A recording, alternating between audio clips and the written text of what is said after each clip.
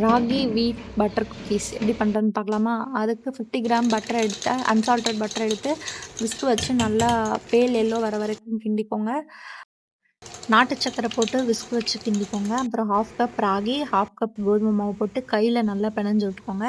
கொஞ்சம் எக்ஸ்ட்ரா பால் ஊற்றி நல்லா சாஃப்டாக சப்பாத்தி மாவு மாதிரி, அதை விட இன்னும் கொஞ்சம் சாஃப்டாக இருக்கிற மாதிரி அந்த கன்சிஸ்டன்சியில் பிணைஞ்சு வச்சுட்டு ஒரு 1/2 hour ஃப்ரீசரில் வச்சுட்டு ஓடிஜியை 10 மினிட்ஸ் ப்ரீ ஹீட் பண்ணிவிட்டு ட்ரேயில் நல்லா பட்டர் தடவிட்டு அதிலே அந்த பிணைஞ்சு வச்ச மாவை எடுத்து அதிலே உருண்டை பிடிச்சி தட்டி எடுத்து வச்சுக்கோங்க. இப்போ ஃபோக்கை வச்சு நல்லா குத்திக்கிறேன். வேறு பட்டர் பேப்பரில் வச்சு இதை ட்ரை பண்ணோம்னா எடுக்கிறப்போ ஷேப் வராது. இப்போ 180 டிகிரியில் 10 to 15 மினிட்ஸ் பேக் பண்ணிவிட்டு எடுத்தால் சூப்பரான ராகி வீட் பட்டர் பிஸ்கட் ரெடி ஆகிடும்.